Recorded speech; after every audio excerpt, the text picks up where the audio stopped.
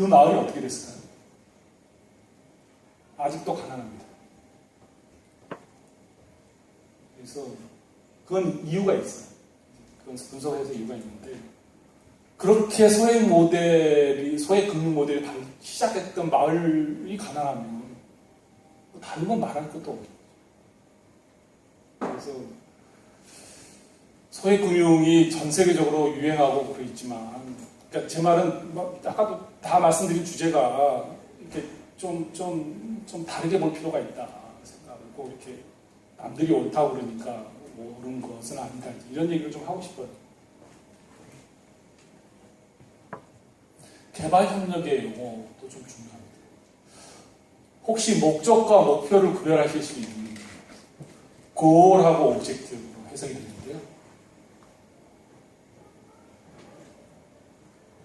구별하셔야 되는 게, 이론적으로 그 프로젝트 로그 프레임에 goal, objective 이런 단어들을 쓰거든요.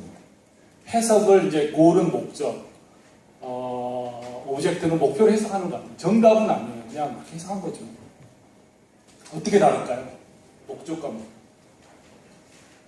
고민 많이 했는데 저는 이게 왜 위에가 이렇게 하냐. 그러니까 이제 이런 것 같아요. 그냥 해석하면 해석이 잘 안 돼요. 한번 노름판 한번 생각해보세요. 노름판. 목적은 돈 따는 거잖아요. 근데 목표는 누구 돈을 따냐는 거예요. 이 사람이 호구 같아서 이 사람을 타겟으로 할 수도 있고, 이 사람이 뭔가 마음에 안 들어가지고 이 사람의 목표로 이 사람 돈을 딸 수 있는 거예요. 돈을 따는 것은 목적이지만 누구를 목표로가 그게 목표라는 거죠. 그런 용어. 그래서 개발협력을 하면서 용어가 조금 머릿속에 크니까 제도, 인스티튜션 이런 거 잘 안 되거든요. 생산성, 컴피티티브니스 이런 것들에 대한 용어의 기본적인 중요한 단어에 대해서는 명확하게 이해를 좀 하셔야 됩니다. 그렇지 않으면 목적과 수단이 혼동되면서 본인이 어디에 서 있는지 잘 이해가 안 되는 거예요. 유엔에 대한 얘기 좀 했고요. 아까 쓴 거.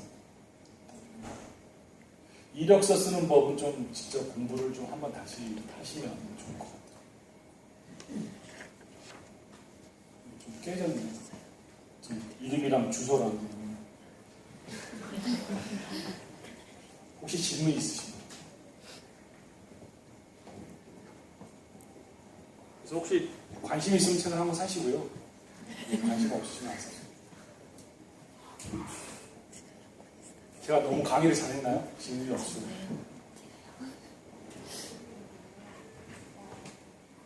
에스카드에서 지금 현재 근무하시고 계시잖아요. 네. 왜 택하셨는지. 왜 뭐요? 왜 택하셨는지.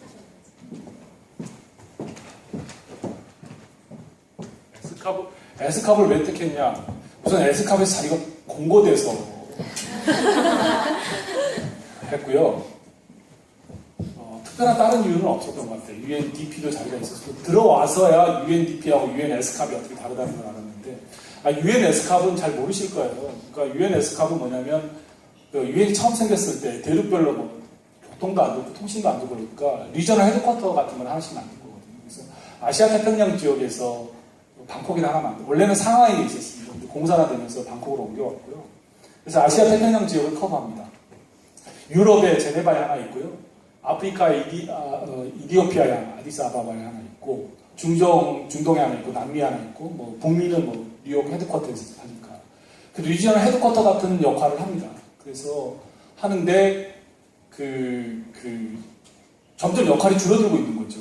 그러니까 통신도 발달하고 교통도 발달하고 그러니까 우리 역할이 좀 줄어들고 있는 거고, 전문 기구들이 더 잘하니까 일을 열심히 잘하니까 그래서 그냥 열심히 살고 있습니다. 그래서 특별한 이유는 없고요.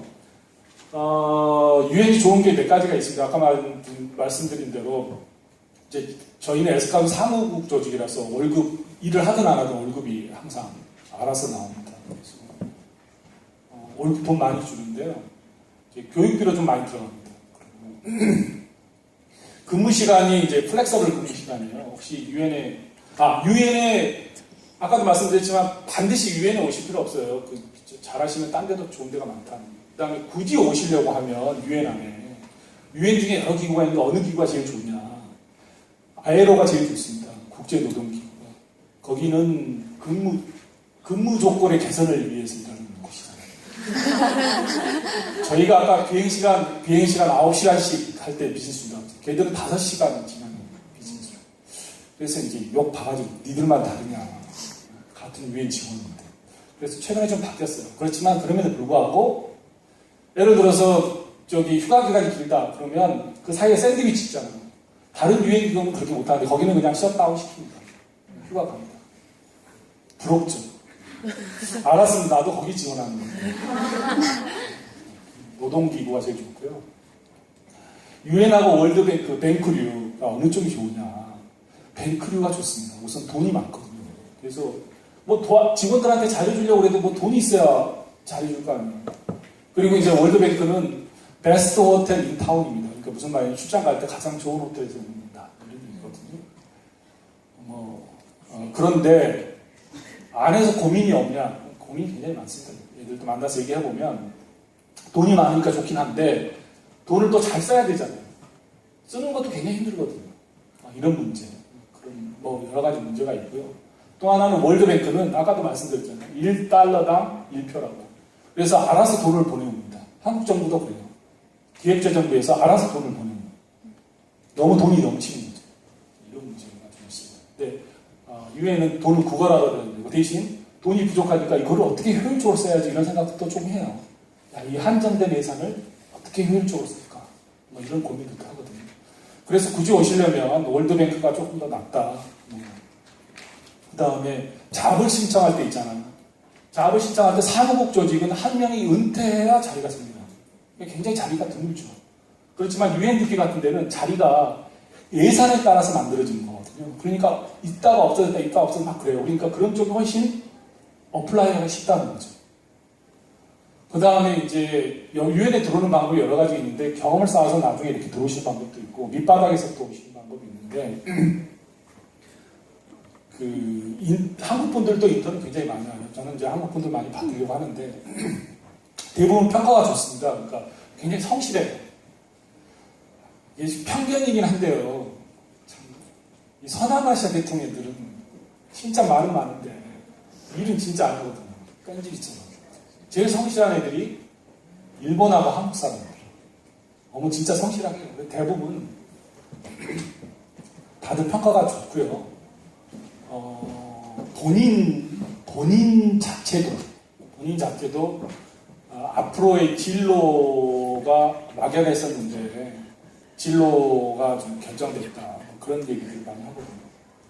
저는 인턴한테 올 때 몇 가지 제가 얘기를 합니다. 우선 첫 번째가 이제 여러 조직이랑 같이 사는 거니까 인턴을 오신다 그러면 똑같은 아마 적용이 될 것 같은데 성실하게 보여야 된다. 성실이라는 게 뭐죠?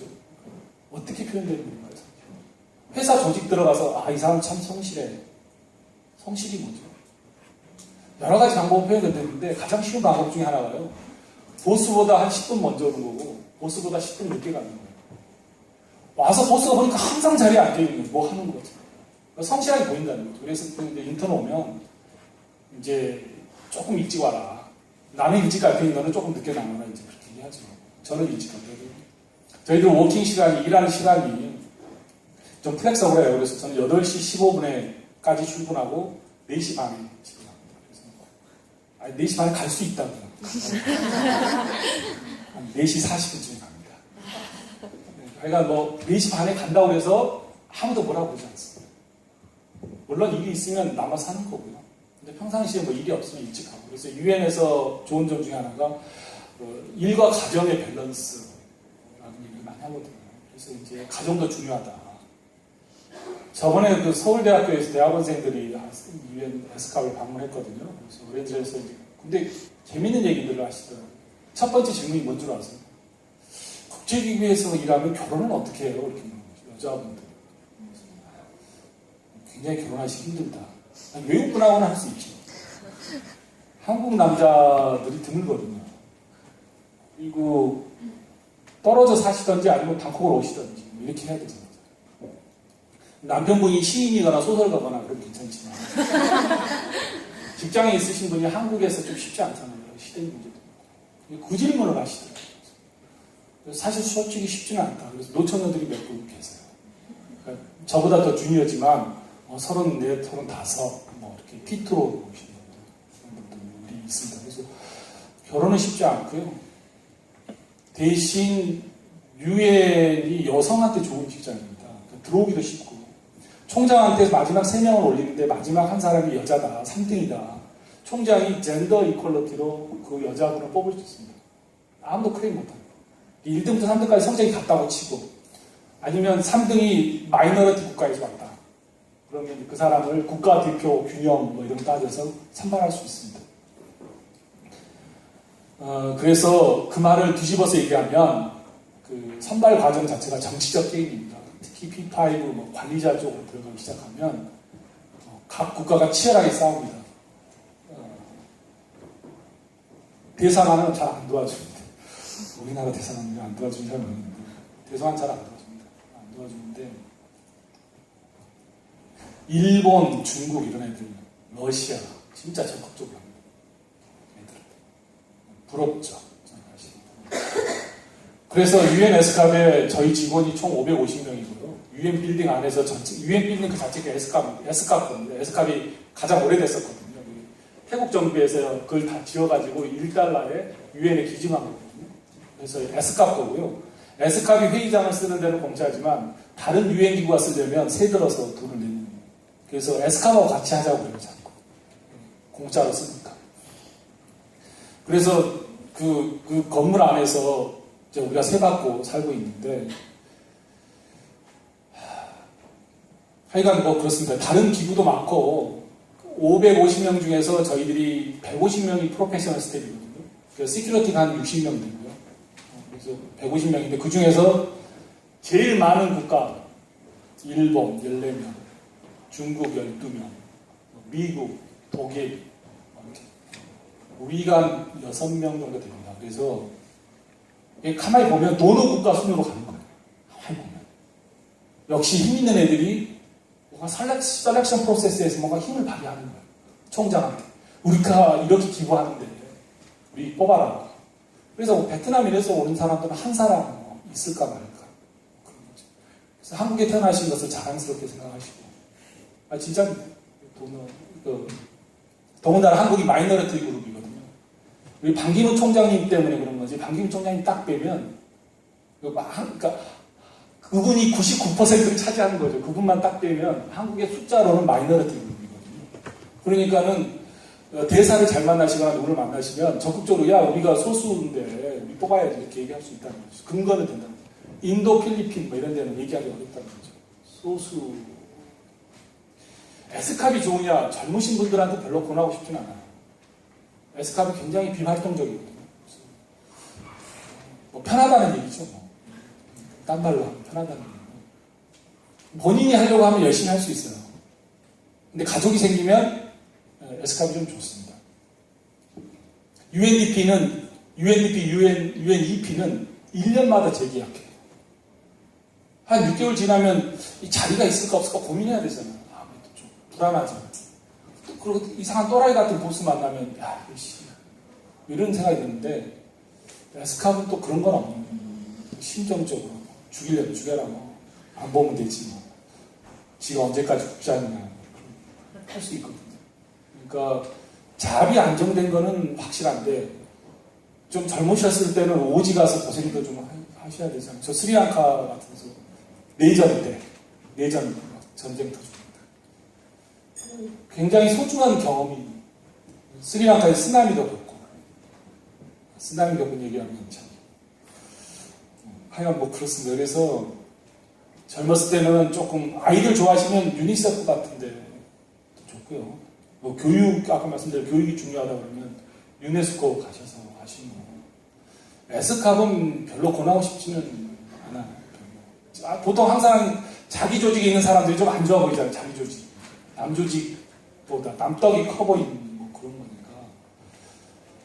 그 다음에 이제 인턴으로 오시는 분들한테 또 하나 얘기하는 게 아까 시간 얘기했고 두 번째 얘기가 와서 뭘 배울 거냐? 여러분들도 이런 프로그램에서 하실 때 뭘 배우실지는 모르겠는데 이제는 그 정보는 넘치거든요. 아까 말씀드린 대로 그 정보를 가지고 사물을 해석하는 본인의 렌즈를 형성하는 쪽, 사고력. 그러니까 보스가 되려면 크게 두 가지죠. 하나는 판단력, 판단 분석을 잘해야 되고 또 하나는 이제 실행력이거든요. 실행력이라는 말은 자기의 여러 가지 아는 네트워크나 리소스를 모빌라이즈 해가지고 목적을 달성하는 거잖아요. 크게 두 가지가 필요하신데 여러분은 실행력은 어떤지 잘 모르겠고 우선은 그 판단 분석력을 유엔에 오셔서 혹시 인턴을 하신다고 그러면 그런 쪽에 초점을 맞춰서 슈퍼바이저를 잘 만나셔야 돼요. 또 슈퍼바이저가 끊임없이 이게 단순간에 잘 안 되거든요. 계속 페이퍼 같이 가져오면 계속 고치고 왜 생각 이렇게 하냐 이렇게 훈련시켜야 사고가 발생하는 거거든요. 그러니까 저는 무슨 페이퍼 써라고 그러면 아웃라인부터 써오라고 그러거든요. 아웃라인의 로지컬 이 플로우가 맞아야 되는 거거든요. 그러니까 이제 그런 식으로 교육을 받고 계속 그러시면 뭐 워낙 우수하신 분들이 요새 젊은 분들이 워낙 우수하셔서 굉장히 잘하시더라고요. 굉장히 저도 젊은 인턴들한테 긍정적으로 굉장히 잘하셔서 하여간 진짜 능력들이 너무 넘치셔서 문제죠. 넘치셔서 그런 생각이 듭니다. 네. 아까 전문가에 대해서 말씀하셨는데요. 혹시 그러니까 전문가라는 게 이게 뭐 기술적인 그러니까 뭐 재무적인 그런 걸 갖고 있다 아니면은 분야에 대해서 뭐 박사 뭐 아까 학위가 별로 중요하지 않다고 하는데 그럼 유엔에서 전문가로 이렇게 인정받는다고 해야 되나? 그럼 어떤 역량을 가져야 되는지 뭐 이게 뭐 시간적으로 이만큼 뭐 이 분야에서 종사했다 뭐 이런 건지 그리고 또 그거에 관련돼서 그러면 그 디렉터급으로 아니면 디렉터급으로 들어오게 된다면은 그게 유엔 조직에서 이렇게 올라가신 분이 대부분 되지 아니면 외부에서 좀 경험이 있으시고 오시는지 좀 기준. 첫 번째 전문가는요 서류상에서 나타날 때는 그 분야에서 몇 년간 근무해 있는 걸로 판단을 하죠. 그렇지만 이제 아까 말한 대로 인터뷰로 들어가게 되면 그냥 물어보는 겁니다. 제가 그냥 물어보시면 그 예를 들어서 빈곤 쪽에서 근무했다. 그러면 뭐 이렇게 물어볼 수 있는 거죠. 그냥 물이라고 그럴까요? 수자원 하셨다면 저는 그렇게 물어보고 싶어요. 수자원 아시아 태평양 지역에서 수자원의 가장 큰 문제점 세 가지만 얘기 좀 해보지 이렇게. 본인이 뭔가가 수자원에 대해서 깊은 이해가 있어야 물 문제는 국가마다 좀 다르지만 크게 세 가지 문제거든요. 물이 많거나 물이 없거나 물이 덜 없거나거든요. 그 정도의 차이뿐이죠. 그러면 물이 많은 곳은 어떻게 작용을 해야 되고 물이 없는 데서는 어떻게 해야 되고 그러니까 물이 많은 거는 홍수잖아요. 물이 더러운 거는 어떻게 해야 되고 그런 데에 대한 기본 지식을 설명할 수 있어야 된다는 게 전문가고요. 그러니까 서류상으로는 나타나지만 에세이 할 때 인터넷을 못 보게 하거든요. 그러니까 검색합니다. 그래서 인터넷하고 어느 정도 유사한가 해서 25% 이상이 넘어가면 그 탈락시킵니다. 전혀 딴 데서 전혀 하늘에서 새로운 거 가져올 수는 없겠지만 자기 아이디어가 들어가도록 쓰도록 요구를 하고 있거든요. 그러니까 그런 식의 전문가가 좀 필요하다는 거죠. 그래서 한 분야에 대해서 본인이 좀 깊은 이해가 필요하다는 에너지는 에너지도 마찬가지고 그래서 그런 질문들을 함으로써 전문가를 파악하는 거고요. P4인데요. P4가 되시려면 최소 근무 경력이 7년으로 되어 있고요. 보통 10년에서 한 15년 정도 되는 것 같아요. 들어오시는 분들이 그 국가에서. 그런데 꼭 베스트가 됐냐? 예를 들어서 제가 마지막까지 그 시험 볼 때 경쟁하던 분이 스리랑카 박사 교수님이셨는데 저보다 월등히 지식도 많고 그랬는데 보스가 아마 인터뷰를 하면서 그 사람하고 그 문제를 다루면 있어서 견해가 다르다고 봤던 것 같아요. 근데 저는 우연히 말한 게 그 사람 보스 귀에 잘 들려서 그 보스가 뭐라고 그랬냐면 우리는 똑같은 언어를 쓰고 있다. 뭐 이렇게 얘기를 하고 그래서 됐구나 이런 생각을 했거든요. 네 번째 시험 때. 이제 그게 생각나요. 아까 국장으로 들은 거는 50대 50입니다. 국장이 내부 승진하신 분도 한 50% 되고 밖에서 들어오시는 분이었어요. 근데 객관적으로 유엔에 나중에 들어올 수 있다고만 보면 밖에서 근무하다가 들어오시면 훨씬 좋아요. 그게 조금 기존의 네트워크나 지식 면에서 유엔에서만 계속 크면 또 그게 굉장히 그 이론에만 강해가지고 또 그런 게 있거든요, 현실이. 그래서 심지어 어떤 사람들은 경제 성장이 필요 없다. 빈곤이 경제 성장 때문에 일어난다. 뭐 이런 그런 이상한 하시는 분도 있습니다. 물론 생각만은 좀 다르고. 저는 도시과에서 공부를 했는데 아니 도시 문제를 꼭 부정적인 것만 도시 빈민, 트래픽 뭐 여러 가지 그런 거. 아니 도시의 중요한 점을 좀 부각해서 그런 쪽으로 가도록 해줘야 되는 거 아니에요? 왜 사람들이 자꾸 도시로 오겠어요? 뭔가 좋기 때문에. 설명은 안 될 수 있어도 뭔가 도시에서 얻을 게 많기 때문에. 대구에서 왜 서울로 와요? 단일 학원이 없으니까. 그런 거잖아요. 지방에서 왜 서울로 오죠? 아니 뭐 배우려고 배울 데가 없는 거예요. 이제 그런 것 같아요. 그래서 국장 하시게요? 네.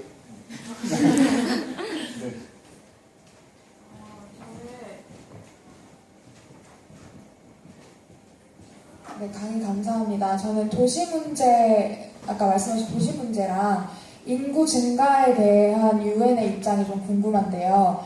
도시화도 그렇고 인구 증가도 그렇고 어떻게 보면 개발 협력의 다 산물인데 또 그게 다시 여러 가지 뭐 식량이나 환경이나 여러 문제의 원인이 되잖아요. 그리고 또 SD를 굉장히 저해하는 요인이라고 저는 생각을 하는데 그럼 유엔이 이거를 딱 이게 문제다라고 인식하고 거기에 대한 노력을 하고 있는지 그 입장이 궁금합니다. 우선 제가 유엔을 대표하지 않기 때문에 유엔 입장이라는 건 좀 뭐하고요. 제 의견만 얘기하면 그 문제에 대해서 심각하게 생각하고 있습니다. 우선 도시화 문제든 그 인구 문제든 인구 문제를 말씀하셔서 인구는 두 가지 측면을 볼 수 있는 것 같아요. 그러니까 인구가 많아서 문제라고 보신다면 많은 게 반드시 문제가 아니라는 케이스도 있습니다. 중국 보십시오, 중국. 인구가 많아서 긍정적으로 작동하고 있는 거잖아요. 그러니까 인구가 많기 때문에 시장이 커서 중국에 들어가는 것이었잖아요. 그러니까 이게 인구가 많고 적고의 문제가 아니고 사실은 인구를 지탱할 캐파시티가 있으면 문제가 안 된다는 거예요, 제가. 인구가 반드시 많아서 나쁜 거고 적어서 나쁜 거고 뭐 이런 건 아닌 것 같아요. 그거를 충분히 커버할 기술이나 국가 능력이 있으면 그거는 충분하다. 저는 그렇게 보고 있고요. 도시화도 역시 도시의 문제점에 대해서 많은 노력들을 하고 있습니다. 아까 제가 도시화에 대해서 말씀드렸던 거는 도시의 긍정적인 부분에 대해서 작동했던 것들에 대해서도 우리가 해야 되는데 자꾸 잘못된 것만 우선 나타난 것에 대해서 너무 많은 재원을 투자하고 있다라는 겁니다. 그래서 제가 사실 도시 중에서 인프라를 했었거든요. 그러니까 도시의 빈민만이 대상이나 아니 도시 중산층은 대상이 아니에요. 도시 중산층도 케어해줘야죠. 어떻게 그런 거 아니겠습니까? 그래서 그런 문제를 좀 얘기했던 거고 잠깐 빈곤 얘기해서 빈곤을 좋아하시긴 하는데요. 많이 유엔에 쓴다고 그랬지 않습니까? 근데 빈곤하고 부자하고는 다른 거예요. 그러니까 저는 빈곤을 너무 강조하는 거는 좀 바보짓이라고 봐요. 그러니까 빈곤을 퇴치하는 메커니즘하고 부자가 되는 메커니즘이 다릅니다. 그러니까 우리의 목표는 그 사람들을 한 1,000달러로 만들어주는 게 아니라 한 10,000달러 되는 중산층을 만들어주는 게 목표가 되는 거예요. 그러니까 70년대 우리가 다 성장을 얘기했어요. 우리 부자 나라로 가자. 근데 한 90년대, 2000년대 와가지고 그게 사라졌어요. 그러니까 빈곤 문제만 자꾸. 빈곤, 간신히 빈곤을 넘었으면 쏘고 그 다음부터 안 되는 거 아니에요? 그래서 여러분들은 조금 더 빈곤을 넘어서서 함께 부자가 되자. 좀 그런 야심찬 계획을 가지시는 게 좋을 것 같습니다. 앞에서부터 할까요? 아까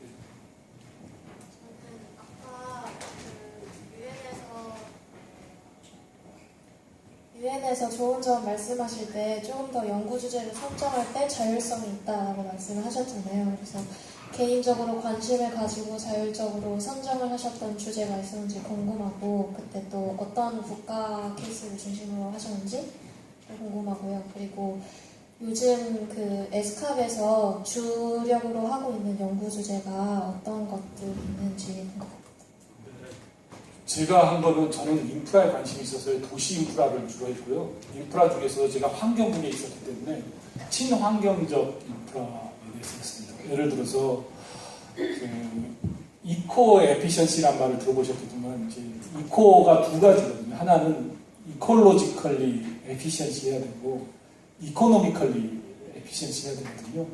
근데 두 이코의 사이에 갭이 있잖아요. 그래서 태양광을 보면 에콜로지컬리 굉장히 에피션시해요. 근데 이코노미컬리 꽝이거든요. 걔들이 그 태양광 전도율이 27%밖에 안 돼요. 그리고 그 패널을 만들 때 엄청난 오염물질 나오고 태양광 자체는 친환경이지만 태양광 그 기계를 만들 때 엄청난 오염물질이 나와서 좀 문제가 있지 않냐 이제 그런 얘기를 했었어요. 그리고 이제 그래서 인프라를 구축함으로써 아까도 말한 것처럼 인프라가 가난한 사람이나 중산층이나 다 도움을 줄 수 있다고 봤고 나는 개인적으로. 그 다음에 친환경적이어야 된다 인프라를 지을 때. 그 다음에 그걸 기반으로 해서 파일럿 프로젝트를 뭘 했냐면 그린스쿨을 했어요. 그린스쿨을 왜 했냐면 근데 말이 좀 길어지겠어요. 시간은 괜찮은 건가요? 네. 그린스쿨이 뭐냐면 유네스코에서 하는 그린스쿨이 있는데 유네스코는 무슨 관점을 두고 있냐면 커리큘럼에다 관점을 두고 있어요. 나는 그게 틀렸다. 그린스쿨을 빌딩에서 체험하도록 해줘야 된다. 근데 이제 제일 중요한 게 카운터파트를 잡는 건데 필리핀에 했거든요. 필리핀 세부에. 제일 먼저 시작한 건 뭐였냐면 시장하고 부시장을 잡아. 장관이야.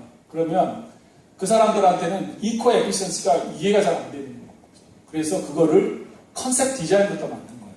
컨셉 디자인을 만들어서 5개 종류로 하나는 도시형, 하나는 농촌형, 하나는 이동형, 하나는 디자스터형, 하나는 그 굉장히 히스토리컬 건물이 많거든요. 그거에 대한 그래서 도시의 그린스쿨이라는 것은 이렇게 생겼고 물은 이렇게 순환이 되고 에너지 세이빙 통풍을 통해서 에너지 세이빙은 어떻게 되고 뭐 이런 컨셉 디자인을 프레젠테이션을 한 거죠. 그래서 그 사람이 좋다고 그러니까 디테일 디자인을 만들기 시작한 거죠. 그러고 나서 제가 부서를 옮겼어요, 이쪽으로.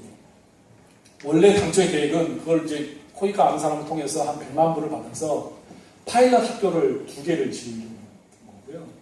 그래서 그게 되면 그 스탠다드 디자인을 세부 정부가 어답트해서 앞으로는 새 건물을 지을 때마다 오토매티컬리 그린스쿨을 짓도록 하려고 했던 거죠. 한 10년 정도 프로젝트를 잡았던 건데 제 개인 프로젝트는 이제 그렇다는 거고 에스캅에서 상징적으로 하는 그런 게 있습니다. 혹시 경부고속도로 볼 때 AHA라고 써있는 도로명 그 표지판을 보셨는지 모르겠는데 아시안 하이웨이거든요. 그러니까 그게 우리나라 경부고속도로가 AHA 1번 그러니까 부산에서 시작해서 유럽까지 갈 수 있는 도로망 네트워크를 만들자고 하는데 국가마다 좀 시그널도 다르고 표준도 다르고 뭐 그러잖아요. 우리가 북한 못 가듯이 그러니까 그런 것들을 국가들을 다 불러 모아서 그 인터거버먼트 어그리먼트를 맺은 거죠. 그런데 아직까지는 이제 그 어그리먼트 안에 내용이 실질적이진 않아요. 왜냐하면 아직까지 너무 델리케이트한 문제들이 많고 그래서 그거를 계속 협의해가는 과정입니다. 그 역할을 UN 에스캅에서 하고 있는 거죠. 아시안 철도도 마찬가지입니다. 철도도 협계나 이런 걸 다르고 시그널이 다르고 타임테이블이 다르고 그래서 이제 그런 것들을 하고 있고요. 저희 국에서는 뭐를 하고 있냐면 아시안 인터넷 슈퍼 하이웨이 예를 들어서 한국은 인터넷이 빠르잖아요. 근데 라오스가 느리면 예를 들어서 한국 북경까지만 빠른 거죠. 그러지 말자. 같이 속도를 빨려서 아시아 전체의 인터넷 속도를 높이자. 그런 겁니다. 근데 이제 인터넷을 보시면 중간에 이렇게 노드가 있거든요. 거기서 버틀락이 나고 이런 거니까 뭐 그런 거를 좀 해결하자 뭐 이런 거고요. 인터넷 망이 전부 다 C 베이스로 구해서 돼 있거든요. 근데 랜드 베이스로도 좀 확대하자 뭐 그런 얘기들을 하고 있는 게 이제 에스캅에서 하고 있습니다. 경제국 같은 데서는 그 아시아 그 경제 상황 전체에 대한 보고서 뭐 이런 거 내고 있고요. 별로 안 봅니다. 안 보는 이유가 데이터 아까 말씀드린 데이터의 문제가 좀 있거든요. 근데 딴 데 참고할 건 별로 없으시니까 하셔야 되죠. 네, 말씀하시죠. 저는 아까 SDG 말씀하시면서 기후변화에 대해서 많이 말씀하셨잖아요. 실제적으로 제가 기후변화에 대해서 배웠을 때 제일 문제가 되는 게 선진국과 후진국이 같은 레벨에서 시작할 수 없는데 후진국한테 경제적인 발전보다는 너네가 환경을 지켜야 된다라고 했을 때 대안이 실제적으로 거의 없다고 들었거든요. 그런 부분에서 그래도 계속 그렇게 경향이 있잖아요. 그랬을 때 어떤 대안이나 이익 같은 것들이 제시되는지도 알고 싶고 기후변화를 통해서 난민들이나 이미 일어난 문제에 대해서 어떻게 대처하는지 잘 들을 수 있으면 좋을 것 같아요. 아까 말씀드린 대로 클라이밋 체인지는 돈 문제입니다. 그러니까 선진국은 돈 같이 내자는 거고 또 하나 문제는 클라이밋 체인지를 했다고 해서 개독이 갑자기 선진국이 되는 게 아니라는 문제점이 있죠. 그럼에도 불구하고 예를 들어서 기후변화에 의해서 재난이 발생하면 어느 나라가 가장 타격을 입느냐? 개도국이 타격을 입습니다. 그래서 실제로 기후변화에서 바다의 sea 레벨이 높아진다. 어느 나라가 타격을 받습니까? 남태평양 국가. 이제 그러다 보니 논리는 그겁니다. 이게 좀 문제가 너희들이 안 하면 미국이 나쁜 놈이야. 뭐 이렇게 그런 얘기 하거든요. 하는데 그렇다고 그러면 피해는 그래도 너희들이 입어. 그러니까 하긴 해야 되지 않겠어. 뭐 이런 얘기로 접근하는 거고 미국한테는 유럽은 과거의 책임을 인정하려고 하는 분위기고요. 미국은 새롭게 시작하자는 분위기예요. 미국이 나쁜 놈들 아마 그런 거죠. 근데 미국 훔쳐가 안 해요. 오바마 들어와서 좀 바뀌었죠. 근데 이제 오바마 들어와도 어떤 거든 간에 바인딩, 의무적으로는 안 하려고 해요. 자체적으로 자기들이 알아서 우리가 줄일게. 이런 얘기거든요. 근데 미국 내에서 공화당은 철저하게 반대합니다. 클라이밋 체인지 비준 안 해야 된다. 막 그럽니다. 비준은 되긴 되겠죠, 미국에서. 그렇고요. 유엔에서 무슨 역할을 하냐? 잘 모르겠어요. 근데 잘 모르겠는데 이제 그런 클라이밋 체인지 회의에 멍석을 깔아주는 건 유엔에서 하고 있습니다. 멍석 깔고 페이퍼 정리해서 주고. 그러나 국가 간의 논쟁에 유엔이 개입해서 하기가 굉장히 어려워요. 아까도 말씀드렸지만 국가가 그러잖아요. 그러면 국가가 유엔에서 결정할 때 어떤 형태로 결정을 하죠? 그러니까 국가들이 자기들 의견을 모아서 뭐 결정할 거 아니겠습니까? 그게 레졸루션이라는 결의안 메토드. 아시아 태평양 지역에서 저희 에스캅이 사무국이라고 했잖아요. 독특한 기능이 하나 있습니다. 아시아 태평양 전체 유엔 기구가 굉장히 많은데 결의안을 만들 수 있는 곳이 유일하게 에스캅에서만 만들 수 있어요. 다른 나라는 활동만 하는 거고요. 국가들의 북부에서 북한의 경제 문제를 도와주자 결의안 뭐 이런 거. 아시아 태평양 지역의 철도 건설을 위한 결의안 이런 거는 결의안은 에스캅만 할 수 있어요. 그래서 에스캅이 컨비닝 파워 모든 UN 아시아 태평양에 있는 UN 조직을 불러 모을 수 있는 권한을 가지고 있습니다. 그래서 우리 사무총장이 에스캅이 제일 높죠. 제일 높습니다. 그런데 뭐 참석하라고 해도 안 참석하면 끝이잖아요. 죽일 수도 살릴 수도 없는. 우리 총장이 월급 주는 것도 아닌데. 근데 이제 보통 오라고 하면 와요 다. 사무총장이 가장 높기 때문에. 그래서 에스캅이 아주 독특한 본질적인 사무국 기능을 하나 하는 게 결의안인데 결의안 보면 내용이 별로 없어요. 특별한 내용이 잘해보자 뭐 그런 내용인데 때때로 그 문서가 가진 힘이 굉장히 클 때가 있어요. 진짜로 별거 아닌데 그런 거잖아요. 합격증 주면 문서가 아무것도 아니지만 엄청난 의미를 갖잖아요. 합격이라는 그런 때가 가끔 있어요. 그래서 그런 역할을 합니다. 그런 유엔 다큐멘트 만드는 것은 아주 귀신이죠. 애들 참 잘합니다. 다른 분, 예.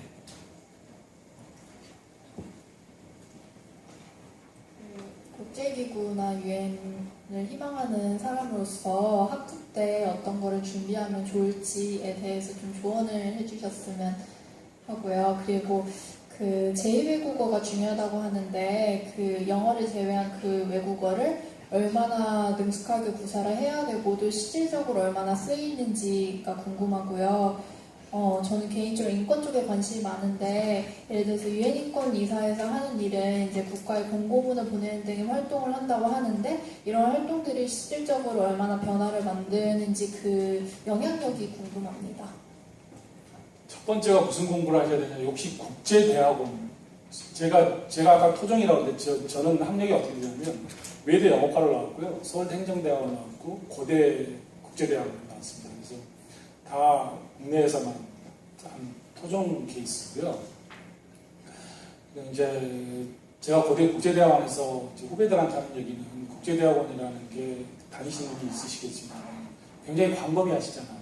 그 중에서 하나 주제를 선정하셔야 된다는 거예요. 개발 주제가 뭐가 됐든 간에 아까 인권도 좋고 그래서 국제대학원이라는 것이 너무 광범위하기 때문에 만약에 석사까지 국제대학원이나 아니면 학사에 계신 분이 다른 대학원을 가야 되겠다 그러면 국제대학원보다는 좀 더 스페시픽한 타이틀에 예를 들어서 나보고 다시 그 개발 주제를 정하라 그러면 저는 농업 할 것 같아요.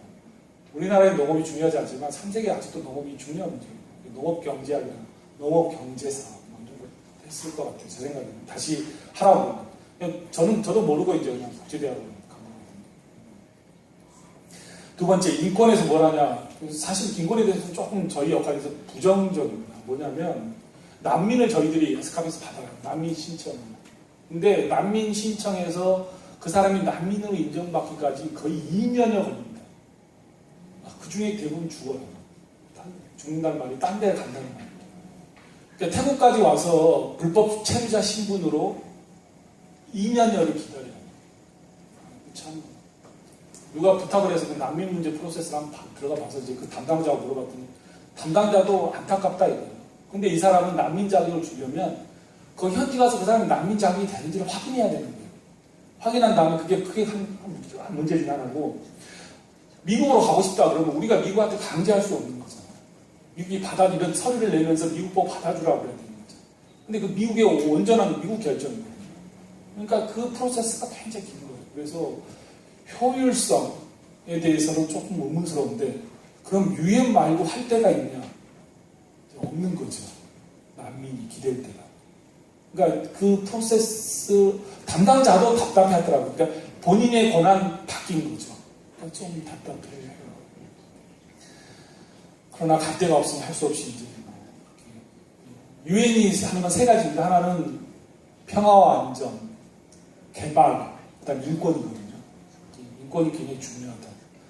제2외국어가 필요하냐? 얼마 정도 잘해야 되냐? 제2외국어 필요 없습니다. 안 하셔도 돼요. 영어만 잘하시면 됩니다. 근데 제2외국어를 잘했다? 그래서 유엔 안에서 자격증 시험이 있습니다. 유엔 공통어에 대해서. 그래서 월급을 더 줍니다. 수당가 월급이라 해요. 수당이나. 그걸 통과해서 자격증을 받으시면 수당을 더 줍니다.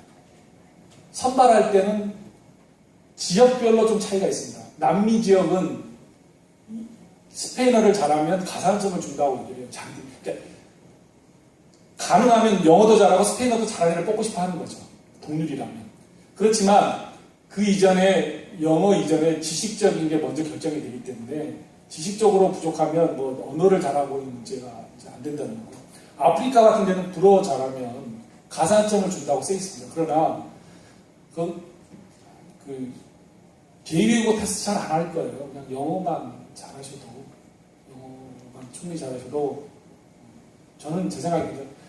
잘하시면은 뭐 더 플러스가 되고 좋죠. 그래서 그거를 자기가 인터뷰할 때 그런 언어 능력이 있다는 걸 굉장히 강조해서 어필도 할 수 있고 그런 거죠. 유엔이 6대 공용어가 있는데 아시죠? 그래서 유엔 공식회의에는 반드시 통역사를 쓰게 돼 있어요. 그래서 통역사가 자기 그 근무 시간이 있어요. 하루에 통역을 이 사람은 4시간만 한다. 더 이상 부려먹을 수 없게 됩니다. 2명씩 하거든요. 그럼 5시까지 어떨 때는 회의가 넘어질 수 있잖아요. 그럼 그 사람 스위치고 갑니다, 집에. 참 부러운 직업. 그래서 지금부터 어나운스 합니다. 지금부터 영어밖에 안 됩니다. 중국, 러시아 이런 애들은 좋죠. 다 통역해주고 자기 나라로 발표하니까. 그리고 일본 애들은 가끔 자기 나라에 돈 내서 일본 통역사를 들어옵니다. 큰 회의. 그래서 부스는 주니까 일본어 통역도 자기들이 합니다. 한국 분들은 영어를 잘하시니까 그냥 대부분 영어로 그냥 하시는 경우가 많습니다.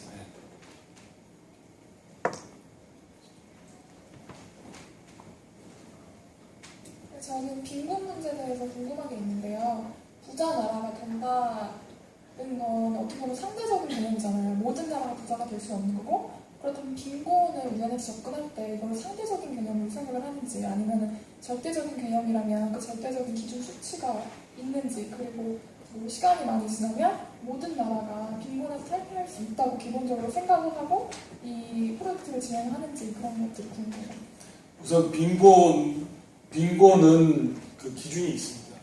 그 월드뱅크에서 쓴 기준을 따르고 있는데, 일반적으로 이제 절대적 모든 게 따라야 되냐 아니지만 그냥 따르고 있는 게 1일당 1.25달러입니다.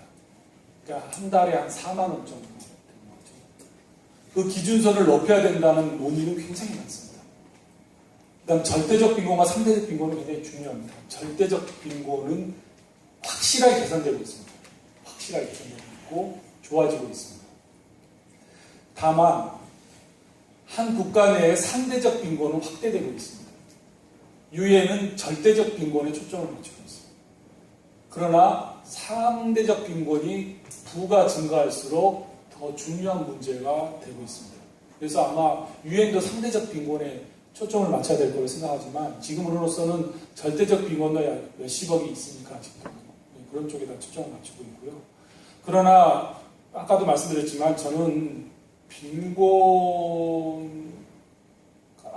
그러니까 좀 같이 한 10,000불쯤 되자, 한 1,000불에서 10,000불쯤 되자가 목표가 돼야지, 1,000불에서 한 1,200불, 1,500불 되는 게 목표가 돼서는 안 될 것 같다.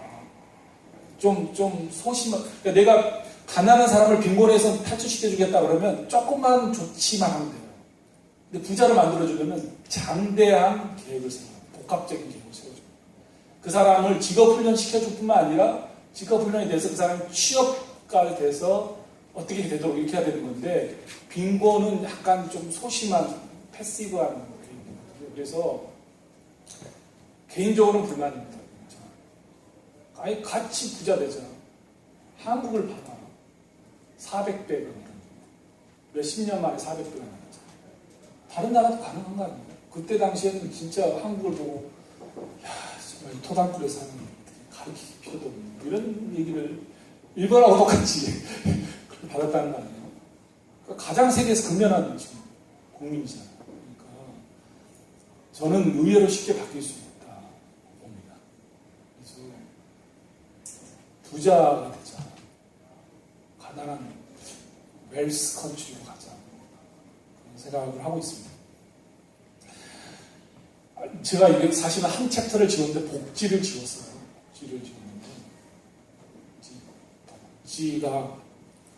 복지가 지속가능, 요지는 복지가 지속가능 발전을 위해서 반드시 필요하다.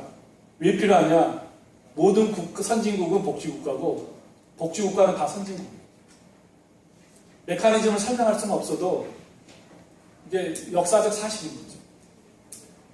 복지는 엘리자베스 구민법에서 시작됐는데요. 왜 시작됐냐? 자본주의가 망가질까 봐 만든 거예요. 비스마르크가 반사회주의 국가인데 왜 사회주의 정책을 했어요? 민주주의가 아니 자본주의가 곧 망가질 것 같습니다. 그래서 복지가 공산주의에서 나왔다는 그런 이상한 소리를 하시는 분들은 진짜 역사 공부 다시 해야 돼요. 이게 복지는 자본주의에서 나왔어요. 자본주의. 자본주의를 유지하는 핵심 메커니즘입니다. 그래서 엥겔스 같은 그 공산주의자는 복지를 반대합니다. 아니 공산주의를 해야 되는데 무슨 복지야. 복지는 사람을 나약하게 하는 거다. 그래서 반대예요. 그래서 복지가 반드시 필요하다. 그러니까 제 동료들 중에서도 한국 친구들 중에서 야 이렇게 나라가 망가졌는데 무슨 복지야. 복지 없이 선진국 된 나라 있나요? 모든 나라. 복지가 하면 왜 좋은가요? 복지가 하면. 저축률이 제일 그러니까 높은 나라 따지면 전부 다 미래가 불확실한 국가. 저축률이 높아지는 국가는 미래가 불확실한 국가. 미래가 확실하면 연금이 다 나오는데 그냥 쓰고 말지. 그럼 소비가 활성화되잖아요. 그래서 이탈리아 애들이 저축률이 높아요. 그래서 북유럽 애들이 저축률이 낮고, 물론 세금이 많아서 그런 이유가 있지만, 아니 미래를 걱정하죠. 그 다음에 두 번째가 자본주의나 경제발전의 핵심이 혁신이거든요. 혁신을 하려면 과감한 도전이 필요한데 우리나라는 그냥 한 번 실패하면 그냥 빵이잖아요. 죽잖아요. 그러니까 그게 안 되는 거거든요. 근데 파산법이라는 그런 거잖아요. 다시 그래야 혁신이 된다는 거죠. 복지 좀 길어질까봐 제가 한 챕터를 지웠는데 복지도 중요하다. 시간이 다 돼서 이제 마지막 질문 받겠습니다. 좋은가는 감사드립니다. 아까 난민 얘기를 하셨는데요. 사실 요즘 그 유럽으로 가는 난민들의 문제가 되게 심각한 국제 이슈 중에 하나잖아요. 근데 이제 유엔 안에서도 유엔 난민기구라고 난민에 관련된 유엔 산하기구가 있는데 또 그 유엔이 아닌 기구 중에 국제이주기구라고 해서 유엔은 아니지만 상당히 규모가 있고 영향력이 있는 이제 국제기구가 존재하잖아요. 이럴 경우에 유엔 난민기구와 국제이주기구가 어느 정도 그 다루는 주제나 그런 것이 되게 상당히 겹치는데 그래서 실제로 그 두 기구 사이에서도 어떤 이렇게 협력 같은 것이 이루어진다고는 들었는데 이렇게 정말 국제 사회에서 큰 이슈가 발생했을 때 유엔 기구와 유엔 기구가 아닌 국제 기구가 같은 주제를 다룰 때는 어떤 식으로 협력이 이루어지고 뭐 이렇게 많은 협력이 어떤 식으로 이루어지는지가 저는 좀 궁금합니다. 우선 난민하고 이주 얘기하면 사실은 개념적으로는 다른 느낌입니다. 난민은 약간 개별적이고 난민을 규정하는 그 조건이 있거든요. 정치적 의도가 있어야 되고 박해가 있어야 되고 그런데 이주는 경제적 이유로도 가능해요. 그러니까는 꼭 같은 건 아니죠. 지금 오시는 분들은 난민이라기보다는 경제적 좀 삶의 질의 개선을 찾아서 물론 태국 북경 쪽에 카렌 마을이라고 있거든요. 그 카렌 마을에 있는데 그 사람들은 인종적 차별이니까 난민에 가깝죠. 그렇지만 지금 거기 터키를 통해서 이렇게 유럽으로 들어가는 애들이 전부 다 난민이냐에 대해서 좀 의문이